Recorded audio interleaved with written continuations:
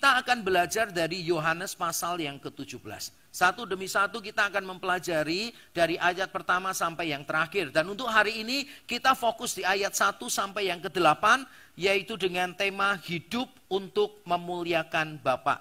Hidup untuk memuliakan Bapa.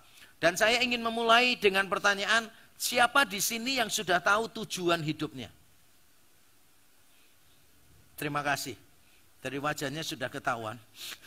Ada yang bertanya-tanya, untuk apa sih kita hidup? Kalau kita tidak pernah mempertanyakan ini, berarti kita telah melewatkan sebuah pergumulan yang seharusnya sangat penting untuk kita pikirkan. Kalau kita melihat di dalam sejarah filsafat misalnya, sejak zaman dulu, para filsuf sudah merenungkan dua pertanyaan penting. Yang pertama adalah, why is there something rather than nothing? Why is there something rather than nothing? Mengapa ada sesuatu dan bukannya tidak ada? Dan pertanyaan yang kedua adalah, why am I here on earth? Atau dalam konteks kita, pertanyaannya adalah, why are you here on earth? Ini adalah hal yang penting sekali untuk kita pikirkan. Dua pertanyaan ini adalah pertanyaan yang paling fundamental. Mungkin kalau menurut saya, ini adalah pertanyaan yang seharusnya kita jawab dulu sebelum kita menjawab pertanyaan yang lain. Coba kita renungkan sebentar saja. Karena biasanya ini satu pertanyaan saya bahas di seminar satu sesi sebetulnya. Karena ini pertanyaan sangat mendalam sekali.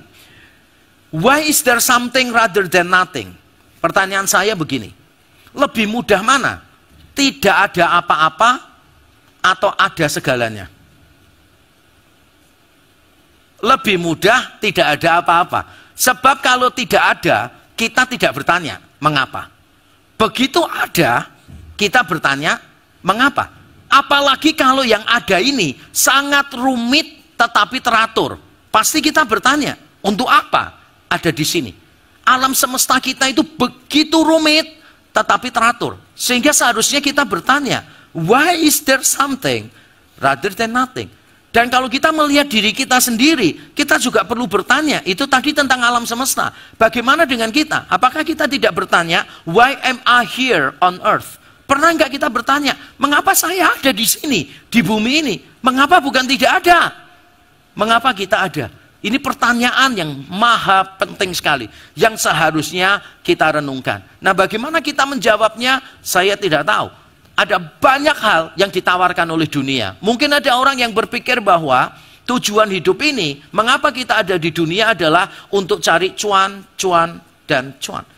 Ada yang mungkin mengatakan untuk mencari penerimaan, dan penerimaan. Ada banyak yang ditawarkan, terutama sekarang ini kalau saudara lihat podcastnya orang, YouTube-nya orang, medsos dan sebagainya. Mereka mencoba untuk menawarkan berbagai macam hal. Ini loh tujuan hidup manusia. Kalau kamu punya ini, maka kamu akan terpuaskan. Tapi saya selalu di mana-mana menjelaskan begini. Kekosongan jiwa yang hanya bisa diisi oleh pencipta tidak mungkin bisa dipuaskan oleh ciptaan. Sekali lagi saya mengulang. Kekosongan jiwa yang hanya bisa diisi oleh pencipta tidak mungkin bisa dipuaskan oleh ciptaan. Kita semua ini diciptakan sebagai worshipper, sebagai penyembah. Allah itu ada di dalam kita. Tapi karena berdosa kita buang Allah ini. Sehingga terjadi kekosongan. Dan kita mencoba mengisi kekosongan ini dengan harta, dengan prestasi, dengan segala hal yang ada di dalam dunia ini.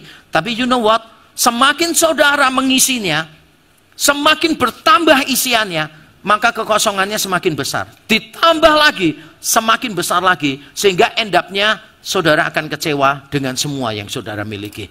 Hari ini kita akan belajar bahwa tujuan hidup kita itu apa sih sebetulnya.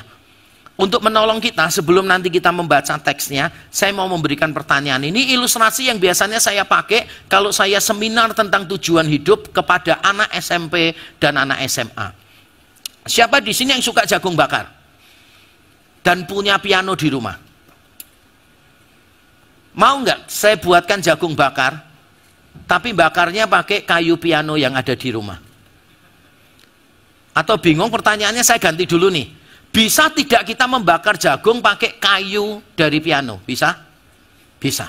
Rasanya sama atau enggak? Sama. Tapi mau enggak saya buatkan jagung bakar pakai kayu piano? Tiba-tiba rasanya hambar. Kenapa? Karena kita tahu piano diciptakan bukan untuk membakar jagung. Nah, bayangkan seandainya hidup saudara jalani dengan cara yang salah. Harusnya hidup saudara itu untuk satu tujuan, yaitu ini. Tapi saudara pakai untuk yang lain. Maka tidak peduli saudara melakukan apapun, at the end of the day, saudara akan menyesal, regret your life. Hari ini saya tidak ingin saudara semua menyesal dengan hidup saudara. Makanya kita perlu belajar, hidup itu apa sih tujuannya? Dan nanti kita belajar, hidup adalah memuliakan Allah. Tapi apa bentuknya? Bagaimana caranya? Nanti kita belajar bersama-sama. Mari kita membaca dulu Yohanes 17 ayat 1-8. Saya akan membaca lebih dulu, kita nanti akan membaca dengan bersuara secara bergantian. Yohanes 17 ayat 1-8. Demikianlah kata Yesus, lalu ia menengadah ke langit dan berkata, Bapa, telah tiba saatnya, permuliakanlah anakmu, supaya anakmu mempermuliakan engkau. Sama seperti engkau telah memberikan kepadanya kuasa atas segala yang hidup, demikian pula ia akan memberikan hidup yang kekal kepada semua yang telah engkau berikan kepadanya. Inilah hidup yang kekal itu, yaitu bahwa mereka mengenal engkau satu-satunya Allah yang benar, dan mengenal Yesus Kristus yang telah engkau utus. Aku telah mempermuliakan engkau di bumi dengan jalan menyelesaikan pekerjaan yang engkau berikan kepadaku untuk melakukannya. Oleh sebab itu ya Bapa, permuliakanlah aku padamu sendiri dengan kemuliaan yang kumiliki di hadiratmu sebelum dunia ada. Aku telah menyatakan namamu kepada semua orang yang engkau berikan kepadaku dari dunia. Mereka itu milikmu dan engkau telah memberikan mereka kepadaku dan mereka telah menuruti firmanmu. Sekarang mereka tahu bahwa semua yang engkau berikan kepadaku itu berasal daripadamu. Sebab segala firman yang engkau sampaikan kepadaku telah kusampaikan kepada mereka dan mereka telah menerimanya. Mereka tahu benar-benar bahwa aku datang daripadamu dan mereka percaya bahwa engkaulah yang telah mengutus aku. Amin. Amin. Injil Yohanes adalah Injil kesukaan saya karena sejak saya dulu S2, tesis saya tentang Injil Yohanes. Dan ketika saya mengerjakan disertasi untuk PhD saya, disertasi saya juga tentang Injil Yohanes. Jadi saya sangat suka dengan Injil Yohanes. Nah, saya akan membuat kita sederhana saja memahami Injil Yohanes. Injil Yohanes itu bisa dibagi jadi dua. Pasal 1-12 itu bicara tentang pelayanan Yesus di depan orang banyak, di depan publik. 1-12. Lalu mulai pasal 13, Yesus hanya berbicara kepada murid-muridnya saja, yaitu di pasal 13, 14, 15, 16, 17. Dari 13 sampai 17, Yesus menghabiskan waktu bersama murid-muridnya saja, dan di pasal 18, dia ditangkap. Ini penting saya jelaskan, supaya kita tahu konteksnya. Yesus setelah melayani banyak orang, Yesus sebentar lagi akan ditangkap nih, disalibkan. Maka dia perlu mempersiapkan murid-muridnya. Ada 5 pasal yang dia berikan khusus untuk murid-muridnya. Dan yang menarik, di dalam 5 pasal ini, pasal terakhirnya bentuknya apa? Doa. Yesus sudah banyak memberikan nasihat, dan terakhir mereka menyerahkan muridnya. Yesus menyerahkan murid-muridnya kepada Bapa di dalam doa. Orang tua seringkali kan terlalu banyak memberi nasihat ke anak, lupa mendoakan anak. Benar atau betul? Kalau nasihati anak itu bisa berjam-jam, mendoakan anak belum tentu 5 menit ya.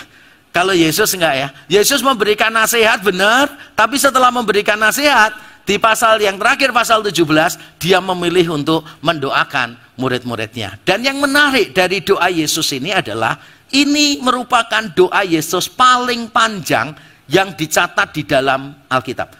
Doa yang paling panjang dan diucapkan di tengah situasi yang paling sukar. Mengapa situasinya paling sukar? Karena di pasal 16-nya, 1 pasal sebelumnya, Yesus memberitahu bahwa dia akan disalibkan. Lalu dia memberitahu bahwa murid-muridnya akan tercerai-berai, terserak ke berbagai tempat karena ketakutan. Dan Yesus menambahkan, dunia akan tetap membenci murid-muridnya, bahkan menganiaya murid-muridnya. Di tengah situasi seperti ini, yang dilakukan Yesus adalah berdoa. Kalau kita orang tua, mungkin kita lebih paham situasi ini.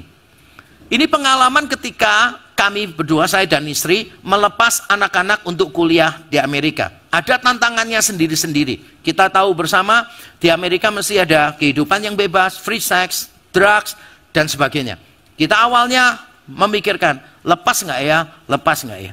Tapi setelah kita diberi kemantapan oleh Tuhan, ya sudah, lepas saja. Di Amerika, penembakan massal sering terjadi di mana-mana. Barusan aja terjadi, dan tanpa sebab. Kadangkala itu tidak ada sebab sama sekali, tiba-tiba terjadi penembakan. Dan pada waktu anak saya kuliah di sana, ada kebencian terhadap orang-orang Asia, Asian hatred. Di tengah semuanya ini, tapi anak-anak mau kuliah di Amerika, tidak ada yang bisa dilakukan sih, kecuali berdoa. Ada masalah di depan dan akan pisah dengan anak, kita tidak bisa membantu anak seperti yang biasanya kita lakukan, tapi tetap ada satu hal yang kita bisa lakukan, yaitu apa? Berdoa. Coba letakkan diri kita pada posisi Yesus. Sebentar lagi dia akan disalibkan, pisah dari murid-muridnya, murid-muridnya terserak kemana-mana dan dibenci oleh dunia.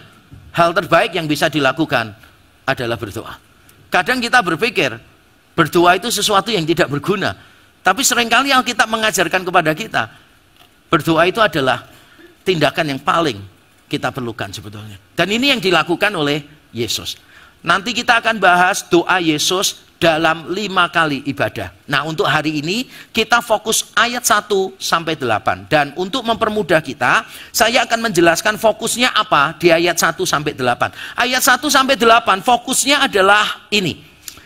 Memuliakan Bapa. Kata memuliakan, doxazo, itu muncul 3 kali. Dan kata benda kemuliaan, doxe, itu muncul 1 kali. Jadi ada kata kemuliaan, ada kata memuliakan. Munculnya sebanyak 4 kali. Dan yang lebih menarik menurut saya adalah karena ada 2 arah. Bapak memuliakan anak, anak memuliakan bapak. Saya coba bacakan dengan cepat ayat 1b. Permuliakanlah anakmu supaya anakmu mempermuliakan engkau. Lalu ayat 5, permuliakanlah aku padamu sendiri dengan kemuliaan yang kumiliki di hadiratmu sebelum dunia ada. Bapak memuliakan anak, anak memuliakan bapak. Dan ini menarik bagi orang-orang Yahudi. Kenapa? Karena di dalam perjanjian lama berkali-kali ditegaskan, misalnya di Yesaya 42, bahwa Allah tidak membagi kemuliaannya kepada yang lain. Aku Yahweh tidak akan membagi kemuliaanku kepada yang lain. Tapi di sini kita menemukan bapak memuliakan anak, anak memuliakan bapak. Berarti kesimpulannya apa? Kesimpulannya bagian ini merupakan salah satu petunjuk bahwa Yesus juga Allah. Walaupun ini bukan petunjuk yang paling kuat, ada ayat-ayatnya lain yang jauh lebih kuat, tetapi ayat ini termasuk salah satu ayat yang memberitahu kita bahwa Yesus itu juga Allah juga. Jadi satu Allah di dalam 3 pribadi, Tritunggal. Sebab kalau Yesus bukan Allah, Bapa tidak mungkin membagi kemuliaan dengan Yesus. Tidak mungkin. Apalagi kemuliaan yang dimiliki Yesus sejak dunia belum dijadikan. Tidak mungkin sih. Ini jadi ayat salah satu yang menjadi petunjuk Yesus itu Allah. Setelah kita tahu ini, sekarang saya akan memberitahu apa yang akan kita pelajari dari ayat 1 sampai 8. Khotbah saya terdiri dari 2 bagian besar. Bagian besar pertama saya akan menerangkan apa sih hidup yang memuliakan Bapa itu. Apa sih hidup yang memuliakan Bapa. Lalu yang kedua, saya akan menerangkan bagaimana kita bisa memiliki hidup yang seperti itu. Melalui Yesus, kita akan belajar menjawab 2 hal ini. Apakah hidup yang memuliakan Bapa itu, dan bagaimana kita melakukannya. Kita langsung saja ya. Memuliakan Bapa. Apa sih hidup yang memuliakan Allah? Kalau saya tanya kepada God's people di sini, kira-kira hidup yang memuliakan Allah itu apa? Gampang sekali.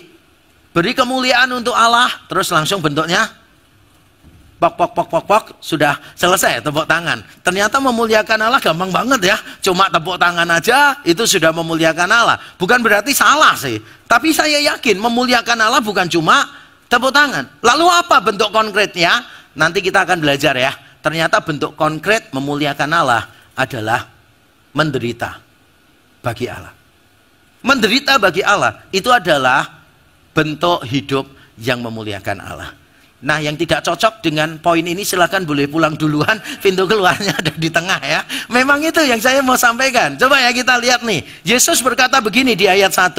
Ayat 1, Yesus berkata begini. Bapa, telah tiba saatnya, permuliakanlah anakmu, supaya anakmu mempermuliakan engkau. Bapa, telah tiba saatnya, permuliakanlah anakmu, supaya anakmu mempermuliakan engkau. Tiba saatnya itu apa sih? Saat apa yang dimaksud di sini? Nah, ternyata kata hora itu muncul berkali-kali di dalam Injil Yohanes, dan beberapa kali muncul itu artinya adalah momen kematian Yesus, penyaliban Yesus. Saat itu merujuk kepada saat anak manusia dimuliakan. Jadi ketika Yesus berkata, ya Bapa, tiba saatnya, permuliakan anakmu. Permuliakan itu maksudnya Yesus itu disalibkan. Ingat ya, kalau menurut konsep Injil Yohanes, salib itu Yesus ditinggikan dari bumi. Di pasal 12, waktu Yesus ditinggikan dari bumi, ia akan menarik banyak orang kepadanya. Ini bicara tentang penyaliban Yesus. Yesus tahu saatnya sudah tiba, dan dia malah berkata begini, ya Bapa, permuliakanlah anakmu. Maksudnya gini, ya Bapa, biarkanlah salib itu terjadi. Biarlah anakmu ditinggikan di kayu salib, supaya anakmu ini memuliakan engkau. Yesus itu justru di tengah penderitaan yang sudah dekat, dia berdoanya bukan begini, ya Bapa, selamatkanlah aku dari momen ini. Tidak. Nanti pulang rumah baca Yohanes pasal 12 ya. Yesus berkata begini, telah tiba saatnya anak manusia dimuliakan. Apakah aku berkata selamatkan aku ya Bapa? Tidak. Yesus dengan tegas berkata, karena aku datang memang untuk itu. Dan sekarang, itu kan pasal 12. Ini pasal yang ke-17. Nanti pasal 18 dia ditangkap. Dekat banget, Yesus mau disalibkan. Apakah Yesus berubah pikiran? Tidak. Yesus tetap berdoanya sama. Ya Bapa, permuliakanlah anakmu. Artinya apa? Biarlah anakmu ditinggikan di kayu salib itu, supaya anakmu ini memuliakan engkau. Kematian Yesus membawa kemuliaan bagi Bapa. Saya ingin mengajarkan ini. Kerelaan untuk merengkuh penderitaan adalah salah satu cara memuliakan Tuhan. Responsnya, tidak selalu solusinya. Kita seringkali berpikir bahwa masalah kita memuliakan Tuhan. Kalau di tengah masalah, Tuhan mengadakan mujizat. Kalau di tengah masalah, Tuhan memberikan jalan keluar yang spektakuler. Kalau di tengah situasi yang tidak ada harapan, tiba-tiba Tuhan turun tangan. Ada sesuatu mujizat yang luar biasa terjadi di dalam hidup kita, dan Allah dimuliakan. Ya kadang sih Allah melakukan itu. Tapi yang jelas, kita bisa memuliakan Allah dengan cara apa? Merengkuh penderitaan. Meresponi penderitaan dengan cara yang benar, itu adalah cara kita untuk memuliakan Allah. Bayangkan seandainya nih, saudara dan teman-teman yang lain mengalami persoalan yang sama. Orang lain putus asa, ada yang bahkan mau mengakhiri hidupnya, ada yang ngomel, menyalahkan sana sini. Tapi saudara yang menghadapi masalah yang sama, saudara bisa tenang. Wah, orang akan melihat nih, wah ada apa ya? Semuanya marah, kok orang ini bisa tenang ya? Pasti ada sesuatu. Dan itulah hidup yang bisa memuliakan Tuhan. Saudara bisa berkata, ya aku tenang karena aku tahu hidup bukan cuma masalah ini. Aku tenang karena aku tahu Tuhan mengontrol hidupku. Aku tenang karena Tuhan pernah jadi manusia dan menderita buat aku. Ini kesempatan kita untuk memuliakan Tuhan. Jadi tidak selalu kita memuliakan Tuhan itu melalui solusi terhadap masalah kita. Tapi respons kita terhadap masalah bisa memuliakan Tuhan. Yesus merengkuh penderitaan. Tapi untuk apa Yesus merengkuh penderitaan? Apakah dia memang suka menderita? Beberapa orang kan suka menderita tuh. Namanya kaum masokis. Kaum masokis itu adalah orang-orang yang memang suka mencari penderitaan. Misalnya pakai kail yang besar gitu kan. Kemudian dia gantung diri, itu pakai tali, pakai logam, terus pakai kail yang besar begini. Terus nanti dia, wah pokoknya torture, apa itu? Menyiksa dirinya. Karena dia mendapatkan kepuasan melalui penderitaan. Apakah Yesus termasuk orang masokis? Tidak sih. Penderitaan Yesus itu punya tujuan, dia bukan masokis yang suka penderitaan, bukan. Tapi dia sadar penderitaannya untuk satu tujuan, yaitu apa? Menyelesaikan tugas dari Bapa memberikan kehidupan kekal. Dikatakan di ayat yang kedua, sama seperti yang kau telah memberikan kepadanya kuasa atau otoritas lebih tepat, sama seperti engkau telah memberikan kepadanya otoritas atas segala yang hidup, demikian pula ia akan memberikan hidup yang kekal. Saya suka paradoks yang ada di sini. Yesus akan mengalami kematian, dan kematiannya sementara, cuma 3 hari. Tapi melalui kematian yang sementara, Yesus menghadirkan kehidupan yang kekal. Bisa melihat kontrasnya? Kematian, kehidupan. Sementara, kekal. Itu paradoks yang indah, saudara. Jadi kita melihatnya seperti itu. Bahwa di dalam kematian Yesus, Allah menyediakan kehidupan. Kematian Yesus sementara menghadirkan kehidupan yang kekal. Kita seringkali berpikir ya, kita seringkali berpikir bahwa sebuah masalah itu harus dilawan supaya kita bisa menang. Contoh, orang memfitnah kita. Bagaimana supaya dia berhenti memfitnah kita? Kumpulkan batser, fitnah balik. Supaya dia tahu itu ajaran papa saya dulu gitu. Kalau kamu dibenci orang, balas 10 kali lebih jahat. Orang lain buat jahat sama kamu, balas 10 kali lebih lagi daripada yang dia lakukan. Apakah itu yang kita lakukan? Seringkali tidak loh. Yesus untuk memberikan kehidupan, dia mengambil jalan kematian. Untuk memberikan sesuatu yang kekal, dia mengambil jalan kesementaraan. Mati sementara 3 hari untuk memberikan yang kekal.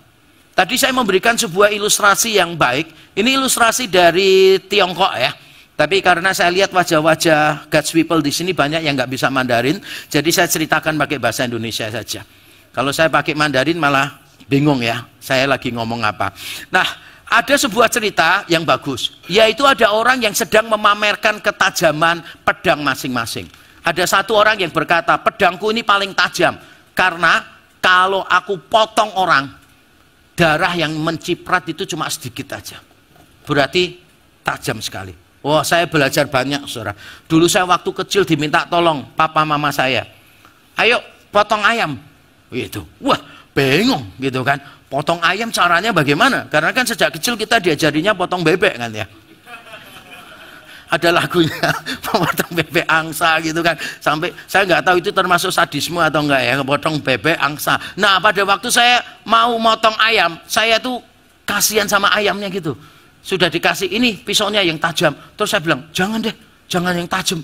Saya cari yang agak tumpul. Jadi saya ambilin bulunya di lehernya, terus saya mulai gunus gitu kan. Mati. Setelah besar saya baru sadar, lebih baik dia itu dipotong pakai yang tajam. Kenapa? Cepat matinya. Lah kalau ini kan antara geli dan nyeri kan muncul jadi satu ya gitu. Terakhir apa? Tetap mati. Matinya pun bukan karena pisaunya gitu kan. Karena lehernya terlalu keras dipegang, dibeginikan. Akhirnya mati juga. Saya sadar sih. Ternyata yang paling penting itu tajam. Karena tajam set sudah langsung selesai. Nah, pendekar pertama menyombongkan, pedangku kalau motong tubuhnya orang, darahnya cuma sedikit yang terciprat. Wah, keren. Yang kedua nggak mau kalah. Kalau pedangku lebih hebat lagi. Kalau aku potong tubuhnya orang, orangnya nggak sadar, nggak keluar darah. Tapi waktu dia jalan, baru semuanya jatuh, merotoli satu-satu. Wah, ini lebih keren. Lalu pendekar ketiga ngomong gini, punyaku yang lebih keren. Kalau pedangku, musuhku mati, tapi masih bisa jalan-jalan. Kok bisa? Mati, tapi bisa jalan-jalan. Lalu dia cerita, karena suatu ketika musuhku ini tertidur di bawah pohon. Lalu aku kasih tulisan di sebelahnya dia. Kalau aku mau, kamu mati. Musuhku bangun, baca itu, mati musuhku. Tapi bisa jalan-jalan. Maksudnya adalah, ketika dia baca tulisan itu, orang ini berhenti jadi musuhnya. Ternyata kasih lebih kuat daripada pedang manapun. Cerita ini mengajarkan kepada kita sebuah paradoks, saudara. Kalau kita mengalahkan orang, selalu pakai kekerasan. Orang lain menekan kita, kita tekan lebih keras. Tapi di sini kita juga belajar bahwa kadangkala jalan yang Tuhan berikan itu sebuah paradoks. Yesus akan memberikan kehidupan melalui kematian. Kehidupannya kekal melalui kematian yang sementara. Dan itulah paradoks yang Allah sediakan bagi kita. Yang menarik menurut saya, Yesus itu menerangkan kehidupan kekal ini seperti apa. Dia menderita untuk memberikan hidup kekal. Tapi dia menerangkan hidup kekal itu seperti ini. Inilah hidup yang kekal itu. Yaitu bahwa mereka mengenal Engkau satu-satunya Allah yang benar. Dan mengenal Yesus Kristus yang telah Engkau utus. Saya suka ya dengan keterangan ini. Hidup kekal itu tentang mengenal. Tentang hubungan. Tentang relasi. Dan inilah yang membuat saya dulu dari ateis belajar banyak agama. Dulu saya Kristen, masuk sekolah teologi, jadi ateis. Terus belajar semua agama, balik lagi jadi Kristen. Salah satunya adalah tentang ini. Mengapa saya tiba-tiba waktu itu semakin meyakini kekristenan? Karena begini, banyak agama itu menawarkan final destination, tujuan akhir. Bohong kalau ada orang bilang begini, banyak jalan menuju Roma, itu bohong. Berarti orang itu tidak pernah belajar semua agama. Kenapa?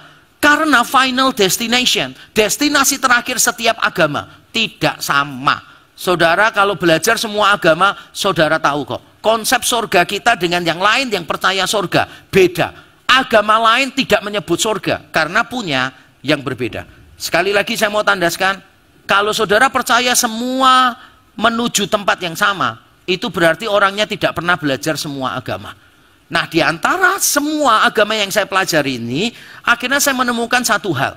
Konsep surga di dalam kekristenan itu paling meyakinkan buat saya. Kenapa? Karena di dalam kekristenan, surga itu tentang emas, permata, kekayaan dunia, dan saya paling suka harta dunia. Tidak sih, bukan itu. Maafkan bagi saudara yang suka harta dunia, itu semua simbolis, itu semua tidak hurufiah. Itu semua cuma gambaran metafora saja, figurasi. Yang paling ditekankan di Alkitab tentang surga itu apa? Hubungan. Dan ini lebih meyakinkan daripada yang di sebelah, yang ngajarkan nanti di surga yang paling menyenangkan adalah bisa romantisme, seksualitas, dan seterusnya, dan seterusnya. Saya tahu, kalau surga isinya cuma seks, saya tahu pasti keliru. Kenapa keliru? Karena dalam hidup kita sadar kok, sex is not everything. Benar ya? Ada banyak hal yang jauh lebih mulia, lebih indah daripada seks. Saya tidak mengatakan ini secara membabi buta, karena saya tahu beberapa penafsir dari tetangga kita, itu menafsirkan seksualitas, pesta seks, dan seterusnya itu secara figuratif juga. Bukan secara hurufiah. Tapi sebagian menafsirkannya secara hurufiah, bahwa nanti benar di surga akan mengalami kenikmatan secara seksual. Dan itu bagi saya sulit untuk diterima. Saya lebih melihat bahwa cinta itu lebih besar daripada seks. Cinta itu lebih besar, lebih agung daripada seks. Ada agama yang lain yang mengajarkan, nanti kita berada di satu tempat terakhirnya itu gini, di satu tempat di mana kita tidak punya keinginan. Pertama saya lihat menarik juga ya konsepnya. Jadi destinasi terakhir kita itu adalah satu tempat di mana kita tidak punya keinginan. Tapi terus saya mikir-mikir gini, berarti kita ini mengingini, kita nggak punya keinginan. Jadi kita ingin suatu kelak kita tidak punya keinginan. Dan saya sulit membayangkan di tengah keberadaan saya yang rumit ini, saya tiba-tiba nggak punya keinginan apa-apa. Saya bandingkan semua final destination yang ada, saya percaya bahwa surga yang ditawarkan Alkitab yang berbentuk hubungan adalah yang lebih menjawab pergumulan saudara. Ini paling menjelaskan. Nah, sebelum saya masuk ke poin saya berikutnya, saya ingin memberikan klarifikasi terhadap ayat ini, karena ayat ini sering dipakai saksi-saksi Yehova untuk mengatakan Yesus itu bukan Allah. Di sini kan bunyinya apa? Mengenal engkau satu-satunya Allah yang benar, dan mengenal Yesus Kristus yang telah engkau utus. Saksi-saksi Yehova menerjemahkannya berarti begini, Allah satu-satunya Allah yang benar nih, Bapa Allah yang benar, berarti Yesus bukan Allah yang benar. Logikanya mereka tuh gitu. Tapi coba baca ayatnya dengan teliti ya.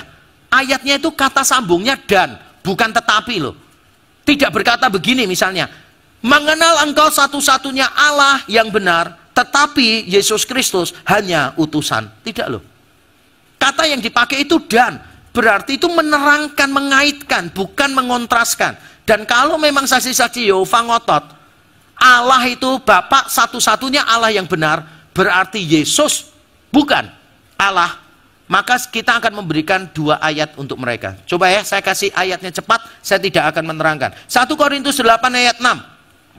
Namun bagi kita hanya ada satu Allah saja, yaitu Bapa, yang daripadanya berasal segala sesuatu yang untuk Dia kita hidup, perhatikan, dan satu Tuhan saja, yaitu Yesus Kristus. Saya pernah berjumpa seorang saksi Yehova ngomong kepada saya pakai 1 Korintus ini. Yesus bukan Allah. Loh, kenapa Yesus bukan Allah? Itu baca 1 Korintus 8 ayat 6. Hanya ada satu Allah saja, yaitu Bapa. Berarti Yesus kan bukan Allah. Terus saya bilang sama dia, tolong lanjutin ayatnya. Hanya ada satu Tuhan saja, yaitu Yesus Kristus. Berarti Bapak bukan Tuhan. Enggak, Tuhan juga. Kok enak? Kalau satu Allah yaitu Bapak, Yesus nggak boleh ikut-ikut.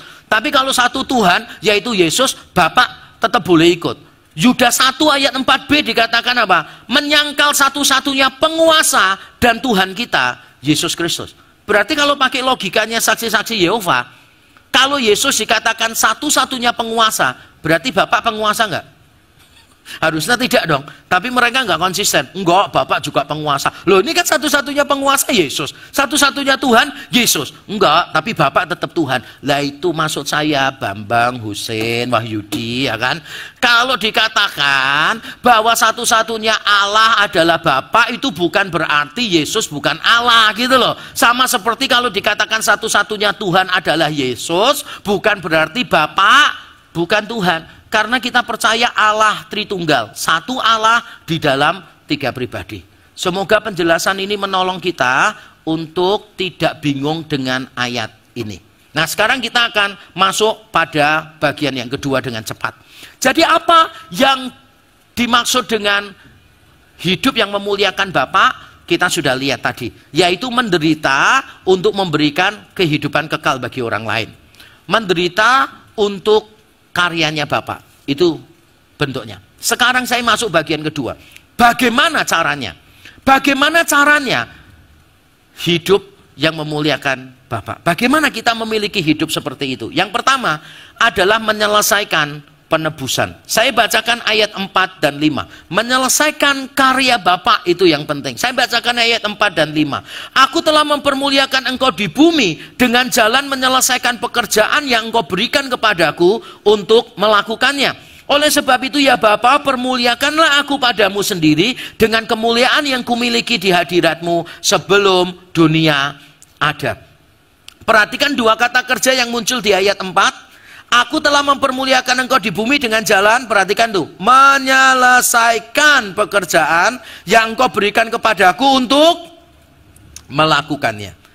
Bagaimana cara saudara memuliakan Bapak di tengah penderitaan yang ada? Bagaimana cara kita memuliakan Bapak? Pertama, yaitu menyelesaikan pekerjaan Bapak. Garis bawahi, menyelesaikan, bukan cuma melakukan. Ada berapa banyak orang yang melakukan tapi tidak menyelesaikan. Yesus itu bukan tipikal orang yang cuma bisa melakukan, tapi dia menyelesaikan. Dan ini konsisten di seluruh Injil Yohanes. Izinkan saya membacakan beberapa ayat supaya kita tahu Yesus itu orang yang kalau kerja tidak pernah setengah-setengah. Saya bacakan misalnya di pasal 5 ayat 36. Pasal 5 ayat 36, yaitu segala pekerjaan yang diserahkan Bapa kepadaku supaya aku melaksanakannya. Ini terjemahan LAI kurang tepat karena bahasa Yunaninya menyelesaikannya. Pasal 4 ayat 34, makananku ialah melakukan kehendak Dia yang mengutus aku dan menyelesaikan pekerjaannya. Di atas kayu salib Yesus tahu segala sesuatu telah selesai, ayat 28, dan tepat sebelum dia mati, dia berkata apa? Sudah selesai. Saya seringkali bergurau dengan sebuah pertanyaan, seandainya nanti kita mati, kita akan berkata apa? Sudah selesai? Atau belum selesai? Cuma saya khawatir, kita bukan ngomong sudah selesai, bukan ngomong belum selesai. Saya khawatir malah di akhir hidup kita, kita berkata belum mulai. Saya khawatir kita ini malah belum mulai apa-apa, Padahal Tuhan memanggil kita untuk menyelesaikan. Saya ingin cerita sedikit yang dulu sempat saya singgung. Ada banyak alasan mengapa saya akhirnya menyelesaikan gelar doktor saya. Sudah 15 tahun baru selesai. Di tengah-tengahnya banyak masalah. Saya udah putus asa, udah mau nyerah. Saya sudah berapa kali itu berkata pada diri saya begini, dengan semua kesibukan pelayanan seperti ini, tidak mungkin aku bisa selesai. Tapi aku juga nggak mungkin bisa meninggalkan pelayanan ini semuanya. Bahkan berapa kali saya berdoa seperti ini, ya Bapa, tolong kirim malaikatmu yang paling pinter, yang paling akademis, bantu aku menyelesaikan disertasi ini. Saya rasa itu kayak berat banget mau putus asa. Nah, ada banyak alasan mengapa saya akhirnya menyelesaikan. Salah satunya adalah ketika saya berdoa, Tuhan itu seolah-olah berbicara kepada saya begini, kalau kamu menyerah, nanti kamu mengajarkan apa ke anak-anakmu? Kamu mengajarkan apa kepada jemaatmu? Kan kamu belum melakukan yang terbaik. Kamu belum all out semuanya. Nah, ketika saya mendapati pemikiran semacam itu, saya akhirnya mengambil kembali semangat saya yang terserak kemana-mana itu. Saya kembalikan lagi satu tempat dan saya berkata, aku harus selesai. Bahkan kalaupun aku tidak selesai, aku sudah melakukannya yang terbaik. Jadi selama kurang lebih 6 bulan, saya itu kerja nggak tahu waktu, saudara. Jadi saya itu kadang 2 hari cuma tidur 2 jam, 3 hari saya cuma tidur 4 jam. Saya melakukan itu, kejar terus disertasi saya, sampai pada akhirnya selesai. Dan ketika selesai saya bersyukur. Sekarang saya bisa bilang di depan anak-anak saya, di depan jemaat semua, jangan menyerah, jangan menyerah. Ada harapan. Bukan berarti saya anti gagal, bukan. Kalau kita sudah melakukan yang terbaik, pada akhirnya berhenti di situ, ya sudah, berarti itu batasan yang Tuhan beri untuk kita. Tapi kalau kita belum mencoba yang semua yang kita bisa, jangan menyerah, saudara. Jangan menyerah. Karena cara kita memuliakan Allah adalah menyelesaikan pekerjaannya, bukan menyerah di tengah jalan. Ada berapa banyak pernikahan yang sudah mau giving up? Ada berapa banyak ya kita sudah mulai, Tuhan aku nggak sanggup lagi. Mungkin firman Tuhan hari ini menyapa engkau dan berkata, yuk jalani lagi yuk. Kalau capek jangan mundur, kalau capek berhenti, tapi jangan quit. Take a rest, tapi jangan quit. Karena Tuhan menyediakan harapan untuk kita. Yang setuju katakan amin. Yang pertama, cara kita memuliakan Tuhan adalah menyelesaikan pekerjaannya. Yang kedua, cara kita memuliakan Tuhan adalah menyatakan Tuhan, menyatakan Bapa kepada orang lain. Saya bacakan ayat 6-8. Aku telah menyatakan namamu kepada semua orang yang engkau berikan kepadaku dari dunia. Mereka itu milikmu dan engkau telah memberikan mereka kepadaku dan mereka telah menuruti firmanmu. Sekarang mereka tahu, perhatikan kata tahu, bahwa semua yang engkau berikan kepadaku itu berasal daripada sebab segala firman yang engkau sampaikan kepadaku telah kusampaikan kepada mereka dan mereka telah menerimanya. Mereka, perhatikan, tahu. Sekali lagi kata tahu muncul. Mereka tahu benar-benar bahwa aku datang daripadamu dan mereka percaya bahwa engkaulah yang telah mengutus aku. Yesus menyelesaikan pekerjaan dari Bapanya, yaitu dengan cara menyatakan Bapa, supaya orang-orang itu menuruti Bapa. Pertanyaan saya, Yesus berhasil atau tidak? Karena dalam kenyataannya banyak orang kan tidak percaya kepada Bapa kan. Pada waktu Yesus mengakhiri hidupnya, yang bertobat kan, yang percaya cuma 120 tuh. Lebih banyak lagi yang tidak percaya. Pertanyaan saya, Yesus berhasil atau tidak? Kan bisa jadi dia menyelesaikan pekerjaannya, tapi hasilnya tidak bagus. Bisa jadi toh. Apakah Yesus gagal? Karena banyak orang tetap tidak percaya kepada Bapa. Saya yakin Yesus berhasil sih. Mengapa saya yakin Yesus berhasil? Ya karena Yesus memberi penjelasan. Dia itu menyatakan Bapa kepada siapa? Bukan kepada setiap individu yang ada di dunia. Perhatikan ya kata yang dipakai Yesus di sini, saya bacakan.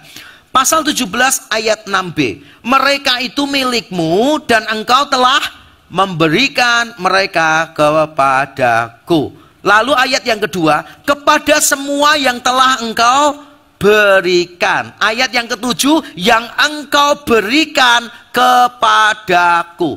Perhatikan tuh, kata yang dipakai itu, mereka yang engkau berikan kepadaku. Dan ini sesuai dengan Yohanes pasal 6 ayat 44. Baca sama-sama yuk, Yohanes 6 ayat 44a. 1, 2, 3. Tidak ada seorang pun yang dapat datang kepadaku jikalau ia tidak ditarik oleh Bapa yang mengutus aku. Berarti Yesus berhasil atau gagal? Berhasil. Karena Yesus bukan diutus untuk menyatakan Bapa kepada setiap individu. Tidak sih. Kepada individu-individu tertentu yang memang diberikan Bapa kepada Yesus. Dan pekerjaan Yesus masih dilakukan oleh kita, dilanjutkan oleh kita. Jadi masih banyak orang yang diberikan Bapa kepada Yesus yang mungkin hidupnya di pedalaman. Itulah sebabnya kita harus membawa Injil sampai ke pedalaman yang ada di sekeliling kita. Itulah sebabnya kita harus memberitakan Injil kepada mereka. Yesus ini tidak gagal karena dia diberikan untuk mereka yang lebih dulu diberikan kepada Yesus. Dengan kata lain, saya mau bilang begini deh. Ketaatan manusia didahului oleh kebaikan Bapa. Anugerah, bukan upah. Mengapa saya dan saudara bisa percaya kepada Yesus? Karena Bapa lebih dulu memberikan kita kepada Yesus. Tanpa Allah berkarya dalam hidup kita lebih dulu, kita ini semua orang berdosa. Tidak mungkin bisa datang kepada Yesus. Tidak mungkin kita bisa datang kepada Yesus. Karena kita ini musuhnya Yesus. Kita ini seteru. Maka kita akan membenci Yesus. Injil Yohanes berkali-kali mengatakan, terang telah datang ke dalam dunia. Manusia lebih menyukai kegelapan daripada terang. Kita ini tidak akan dekat dengan terang. Karena kita orang berdosa. Takut dosa-dosa kita dibuka semuanya. Maka satu-satunya cara supaya orang berdosa seperti saya dan saudara bisa datang kepada Yesus adalah kalau Bapa memegang kita dan menarik kita, memberikan kepada Yesus. Itulah sebabnya keselamatan kita itu anugerah. Itulah sebabnya ketaatan kita anugerah, bukan upah. Bukan upah. Dan mereka yang sudah diberikan kepada Yesus, mereka itu pada akhirnya menuruti firman Tuhan. Coba kita lihat di ayat 6b. Dikatakan, mereka itu milikmu. Dan engkau telah memberikan mereka kepadaku. Hasilnya apa? Mereka telah menuruti firman-Mu. Jadi mereka ini miliknya Bapak dulu. Lalu diberikan kepada Yesus. Setelah diberikan kepada Yesus kan percaya toh. Pada akhirnya apa? Menuruti firman-Nya Bapak. Tapi tandanya apa? Tandanya yaitu semakin paham kasih karunia. Tadi dikatakan demikian di ayat yang ke-7. Sekarang mereka tahu, garis bawah itu. Orang yang menuruti firman, itu tandanya ini. Sekarang mereka tahu bahwa semua yang engkau berikan kepadaku berasal daripadamu. New Living Translation menerjemahkan, now they know that everything I have is a gift from you. Sekarang mereka tahu bahwa apapun yang engkau berikan kepadaku adalah pemberianmu. Orang yang menuruti firman Tuhan semakin memahami kasih karunia Tuhan. Dalam kalimat saya begini, semakin menaati Bapa berarti semakin memahami dan meyakini kasih karunia-Nya dalam segalanya. Saya ulang sekali lagi, semakin menaati Bapa berarti semakin memahami dan meyakini kasih karunia-Nya dalam segalanya. Kita biasanya semakin menaati Bapa, semakin sombong. Merasa seolah-olah semua usaha kita. Semakin rohani, semakin judgmental. Mudah untuk menghakimi orang lain. Berarti tidak sungguh-sungguh rohani sih. Orang yang sungguh-sungguh rohani adalah orang yang semakin memahami kasih karunia Allah. Whatever I have, whatever I achieve, itu cuma gift dari Tuhan. Bukan usaha kita, tapi pemberian dari Tuhan. Apakah saudara semakin memahami kasih karunia? Kalau saudara merasa semakin taat tapi tidak semakin memahami kasih karunia, berarti ketaatanmu salah itu. Tanda berikutnya, orang yang menuruti firman, mereka bukan cuma semakin tahu kasih karunia, tapi mereka tahu benar-benar bahwa Yesus datang dari Bapa. Semakin tahu benar-benar bahwa Bapa yang mengutus Yesus. Tidak bisa dipisahkan. Saudara tidak bisa berkata begini, Aku semakin memahami kasih karunia, tapi semakin tidak kenal Yesus. Nggak mungkin. Karena Yesus ini sumber segala kasih karunia kita. Kita semakin mengenal Allah, semakin tahu Yesus diutus Allah. Karena Injil Yohanes berkata begini, di pasal 3 ayat 17. Sebab Allah mengutus anaknya ke dalam dunia, bukan untuk menghakimi dunia, melainkan untuk menyelamatkannya. Tadi kita menyanyikan satu lagu yang bagus sekali. Bukan sebagai hakim dunia, tapi penyelamat yang berkorban. Ini adalah lirik yang bagus sekali, saudara. Yesus diutus terutama bukan sebagai hakim dunia, tapi sebagai penyelamat yang berkorban. Jadi semakin kita memahami Bapa, kita itu semakin tahu bahwa Yesus diutus memang untuk menyelamatkan kita. Dan Yesus melakukan semua mujizatnya untuk membuktikan bahwa dia diutus oleh Bapa. Menyatakan Bapa. Karena Bapa itu nggak bisa dilihat. Di pasal 1 Yesus berkata tidak ada seorang pun yang pernah melihat Allah. Lalu bagaimana Allah yang tidak bisa dilihat ini bisa terlihat oleh manusia? Yaitu kalau kita menyatakan Bapa. Kata menyatakan di situ dalam bahasa Yunani lebih tepat diterjemahkan memanifestasikan Bapa. Bapa itu nggak bisa dilihat, tapi orang lain bisa melihat melalui kita. Itulah yang dilakukan Yesus. Yesus datang menjadi manusia sehingga orang yang tidak bisa melihat Allah sekarang bisa melihat Allah. Makanya Yesus di Yohanes pasal 14 berkata begini, kalau kamu melihat aku, kamu melihat Bapa. Dan sekarang tugas itu diberikan kepada kita. Bukan berarti kita seperti Yesus anak Allah yang unik, bukan. Tapi tugas yang sama diberikan supaya ketika orang lain melihat kita, orang lain bisa melihat Bapa hidup di dalam kita. Orang lain nggak bisa melihat Allah, tapi dengan berinteraksi dengan saudara dan saya, orang lain bisa melihat Allah. Dan ini melalui panggilan hidup kita masing-masing. Saya ingin menutup khotbah saya dengan mengajak kita membaca kalimat ini dengan suara yang keras. 1, 2, 3. Walau panggilan masing-masing orang berbeda, tujuannya tetap sama, memuliakan dan menikmati Bapa melalui penebusan anaknya. Saya dipanggil sebagai rohaniwan sepenuh waktu, mungkin saudara bukan. Tapi apapun panggilan kita, tujuannya tetap sama, yaitu memuliakan Bapa dengan cara menyelesaikan pekerjaannya.